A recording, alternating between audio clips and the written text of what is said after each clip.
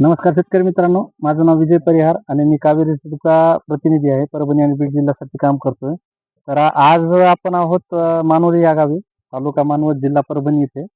तर इथे येण्याचं प्रमुख कारण म्हणजे आपल्या पाथरी तालुक्यातील टरबूजातील प्रगतशील शेतकरी लक्ष्मणराव बिजुले यांनी यांच्या शेतामध्ये आपल्या कावेरी सीडचे 1901 वाण हे त्यांच्या शेतामध्ये लागवड केलेली आहे. आज तुम्ही बघितलं तर ही पूर्ण आपला 1901 चा प्लॉट आहे.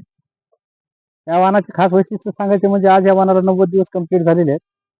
90 दिवस कंप्लीट होऊन देखील अजून हे वाहन कुठं मर रोगास म्हणा किंवा भुरी रोगास म्हणा किंवा करता रोगास म्हणा किंवा कुठल्याही प्रकारच्या रोगास व्हायरसला पण बळी पडलेला नाही. तुम्ही अजून बघितलं तर पूर्ण हिरवागार प्लॉट दिसते. असं वाटतं की आणखी इथून पुढे आणखी महिनाभर प्लॉट चालेल असा प्लॉट दिसतो अजून.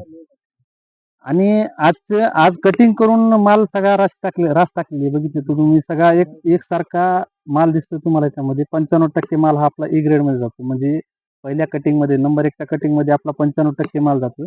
म्हणजे सांगायचं म्हणजे याच्यामध्ये युनिक साईज म्हणजे साईजची एक म्हणजे युनिफॉर्म साईज एकदम नंबर 1 पडते याच्यामध्ये. राटन तुमच्यासाठी एकदम कमी राहतं. शेतकऱ्यांना हा प्लस पॉईंट आहे याच्यामध्ये, ह्या वाहनामध्ये. आणि आता बघायला गेलं तर आता ही जी लोडिंग चालू आहे ही जम्मू काश्मीरसाठी लोडिंग चालू आहे.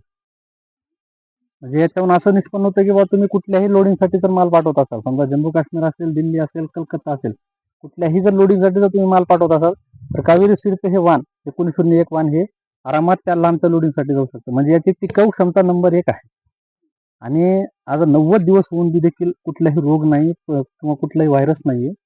हे ह्याचं एक खास वैशिष्ट्य आहे की शेतकऱ्यांसाठी हेच महत्वाचं असतं की माझं वाण, मी जे वाण लावतो टरबुजाचं, त्या टरबुजाच्या वाणामध्ये टरबुजाचं वाण हे व्हायरसला कमी बळी पडावं. दुसरी गोष्ट म्हणजे त्याच्यामध्ये रोगप्रतिकार क्षमता चांगली असावी. तर त्या सगळ्या गोष्टींचा विचार करून हे वाण त्यांच्यासाठी एकदम उत्तम वाण असतं. तर आता जर बघायला गेलं तर आता एकदम नंबर 1 आहे. गोडीचं प्रमाण, साखरेचं प्रमाण पण याच्यामध्ये 12.5 ते 14% साखरेचं प्रमाण येतं. आणि आपले प्रगतशील शेतकरी बी आपल्या सोबत आहेत. त्यांनी पण या शेतामध्ये या वाणाचा अनुभव घेतलेला आहे. थोडक्यात तुमचा अनुभव सांगा, फक्त 2 शब्दामध्ये सांगा. वाण कसं वाटलं तुम्हाला? वाण चांगलं वाटलं. वाण चांगलं वाटलं. वाण म्हणजे अनुभव आहे आपला. त्या वाणाचा अनुभवच अनुभव आहे. तर वाण जे आपण लावतो अगोदर अनुभव असलाच लावतो. बर. मग आता तुम्हाला हे वाण लावल्यानंतर तुम्हाला काय अनुभव लागला? वाण चांगले म्हणून सांगायला, क्वालिटी चांगली, माल सेटिंग चांगली, उगवण चांगली, याला कंडिशन चांगली. आणि व्यापाऱ्यांचं काय म्हणालं मान बघितल्यानंतर? व्यापाऱ्याला साईज दिसल्यावर व्यापारी कोणता घेत व्यवस्थित. अच्छा. हो, म्हणजे साईज पाहिजे, व्यापाऱ्याला साईज पाहिजे. व्यापाऱ्यांना साईज पाहिजे आणि माल पण चांगला पाहिजे, क्वालिटी चांगली पाहिजे. अच्छा. तर आता हे आपला जो हा माल कटिंग झालेला तर ह्याला रेट काय भेटला तुम्हाला? 22.5 रुपये किलो ना हा.